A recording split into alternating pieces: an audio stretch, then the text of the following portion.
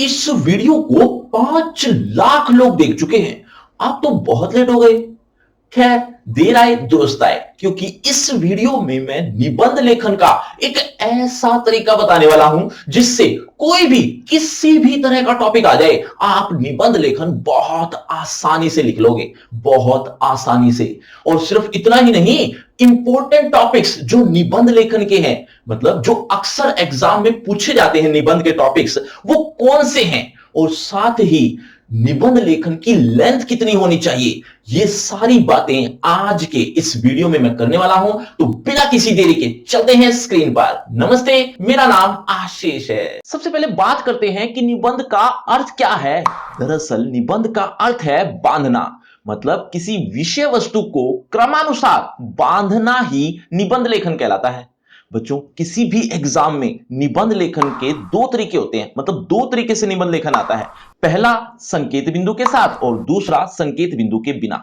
अब ये संकेत बिंदु क्या है? दरअसल संकेत बिंदु का मतलब होता है आपको कोई निबंध का टॉपिक दे दिया जाता है और उसके नीचे 5-6 हेडिंग्स दे दी जाती हैं। आपको उन्हीं हेडिंग्स पे ही लिखना होता है। ये पहले से दी हुई हेडिंग्स को ही संकेत बिंदु कहते हैं। और दूसरा तरीका भी होता है, आपको निबंध का टॉपिक दे दिया जाता है और हेडिंग्स आपको खुद ही बनानी होती है, क्योंकि हेडिंग्स के बिना आप लिखोगे तो आपके नंबर कम मिलने के चांसेस रहते हैं। आज हम दोनों तरीके से निबंध लेखन सीखेंगे, संकेत बिंदु के साथ भी और संकेत बिंदु के बिना भी। लेकिन अगर आपको संकेत बिंदु के बिना निबंध लिखना आ गया ना, तो संकेत बिंदु के साथ तो आपको निबंध लेखन बहुत आसान लगने लगेगा, जो आज हम ट्रिक से या यूं कहें बहुत आसान तरीके से सीख लेंगे। एग्जाम में आपको निबंध लिखने के लिए जो टॉपिक मिलेंगे वो मुश्किल भी हो सकते हैं और आसान भी हो सकते हैं। मुश्किल जैसे बीजिंग ओलंपिक में भारत, और आसान जैसे विज्ञान वरदान या अभिशाप, या फिर प्रदूषण एक विशाल समस्या। ये कुछ इस तरह के आसान होते हैं। और अगर आप 7th 8th क्लास क्रॉस कर चुके हो तो इस तरह के टॉपिक आपको देखने को नहीं मिलेंगे। और अगर फिर भी मिल जाते हैं तो एग्जाम में 5 मिनट का गैप लेना और सोचना कि मैंने पिछले जन्म में कौन से पुण्य कर्म किए थे जो ऐसे टॉपिक्स देखने को मिल गए। खैर बच्चों, निबंध लेखन पिछली कौन सी क्लास में आपने लिखा था लास्ट टाइम? एक बार जल्दी से कमेंट करके बताओ, मैं भी देखूं कौन सी क्लास में आप ऑलरेडी कर चुके हो। चलिए अब ध्यान से सुनो, ये 8 हेडिंग्स हैं। कोई भी किसी भी तरह का टॉपिक अगर आपको देखने को मिल जाए निबंध लेखन का, तो आप इन 8 हेडिंग्स में से 5-6 हेडिंग्स भी लिख दोगे तो काफी है, क्योंकि किसी भी निबंध के लिए 5-6 हेडिंग्स काफी हो जाती हैं, पर्याप्त हो जाती हैं। अभी ध्यान से सुनते रहना, आपको उदाहरण से समझाता हूं। टॉपिक है विज्ञान वरदान या अभिशाप। अब इसमें पहले आप लिखेंगे भूमिका या प्रस्तावना, बात एक ही है। इस हेडिंग में विज्ञान के बारे में लिखेंगे, मतलब कि विज्ञान है क्या, या जो भी टॉपिक आया है उसके बारे में लिखना है कि वो है क्या। इसके बाद आप विज्ञान का अर्थ नाम से हेडिंग बना सकते हैं, जिसमें आप ये बता सकते हैं कि विज्ञान का अर्थ क्या है। ये दो शब्दों से मिलकर बना है, वि प्लस ज्ञान, कुछ इस तरह की बात आप लिख सकते हैं। इसके बाद आप विज्ञान के महत्व के बारे में लिखिए कि विज्ञान का हमारे जीवन में महत्व क्या है। इसके बाद आप विज्ञान के प्रभाव यानी इफेक्ट्स, विज्ञान के लाभ और विज्ञान की हानियां ये भी बता सकते हैं, मतलब कुछ इस तरह की हेडिंग बना सकते हैं।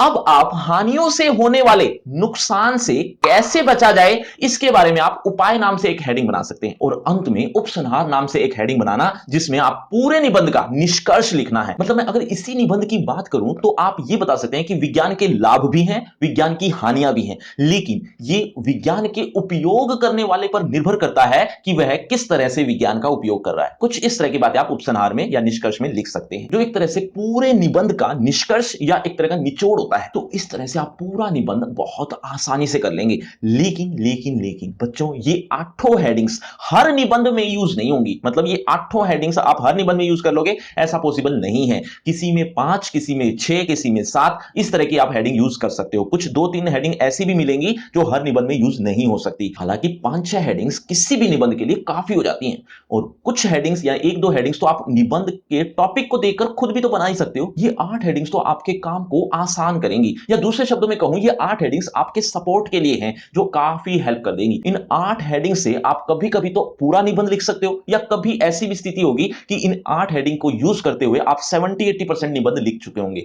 अब हमें एक उदाहरण और ले लेते हैं, जिससे आपको थोड़ा और अच्छे समझ में आ जाएगा कि मैं कहना क्या चाह रहा हूं। लेकिन उससे पहले बच्चों, निबंध का अर्थ मैंने अभी थोड़ी देर पहले ही बताया था। एक बार जल्दी से कमेंट करके बताओ, देखते कितने बच्चे बहुत ध्यान से सुन रहे हैं और याद भी करते जा रहे हैं। देखो बच्चों, एक उदाहरण है, जैसे बेटी बचाओ बेटी पढ़ाओ। इस टॉपिक की बात करें तो सबसे पहले भूमिका लिखेंगे, जिसमें आप ये लिखेंगे कि बेटी बचाओ बेटी पढ़ाओ है क्या। इसके बाद आप अर्थ की हेडिंग तो बना नहीं सकते, क्योंकि भूमिका में तो आप पहले ही इसके बारे में लिख चुके होंगे।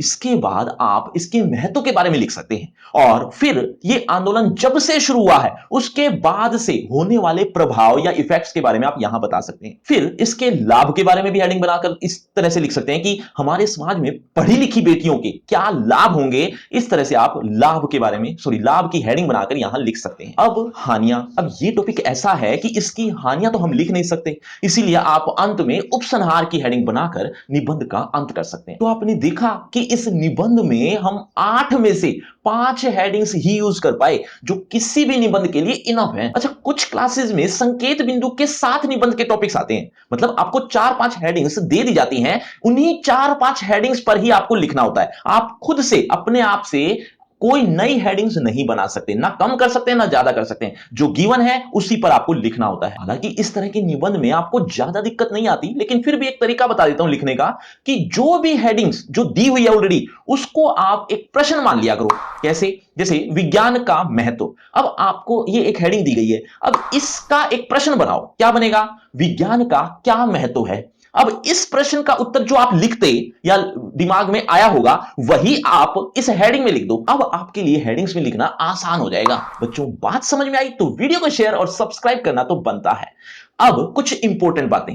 निबंध चाहे संकेत बिंदु के साथ आए या संकेत बिंदु के बिना, निबंध कितना बड़ा लिखना है, निबंध की लेंथ कितनी होनी चाहिए, यह बहुत इंपॉर्टेंट है। देखो, अगर आप 7th 8th क्लास क्रॉस कर चुके हैं तो उसके बाद आप किसी भी क्लास में हो, आपको लगभग सभी क्लास में 8 या 10 नंबर का ही निबंध लिखना होता है, जिसमें आपको 250 शब्द यानी 250 शब्दों के आसपास ही लिखना होता है ना। अब आप निबंध लिखने के बाद अगर शब्दों की काउंटिंग करने लग गए तो आपका तो बहुत ज्यादा टाइम खराब हो जाएगा। तो इसीलिए इसका एक तरीका बता रहा हूं कि आपको 250 शब्द कैसे पूरे करने हैं या किस तरह से लिखने हैं। जो आपको एग्जाम में शीट मिलेगी उसके आपको 3 पेजेस भरने हैं, यानी उस 3 पेजेस पर लिखना है विद हेडिंग्स। अब ये 3 पेजेस कौन से? देखो, एक तो होता है जो दोनों तरफ से लिखा जा सकता है, मतलब एक खड़ा पन्ना मान लो, उसके दोनों तरफ लिखा जा सकता है। एक तो वो पन्ना दोनों तरफ से लिखना है, और एक ऐसे ही अलग से एक सिंगल पेज यानी एक तरफ लिखना है। तो इस तरह से ये 3 पेजेस कवर करने हैं, जैसा आप चित्र में भी देख रहे हैं 3 पेजेस इस तरह से लिखने हैं। ठीक है बच्चों, आज की वीडियो में कोई भी बात समझ में नहीं आ रही तो कमेंट करके पूछ भी सकते हो। अब एक बात और बच्चों, एग्जाम में निबंध लेखन का प्रश्न नंबर चाहे जो भी हो, यानी तीसरा हो, 5वां हो, 8वां हो, इससे कोई फर्क नहीं पड़ता।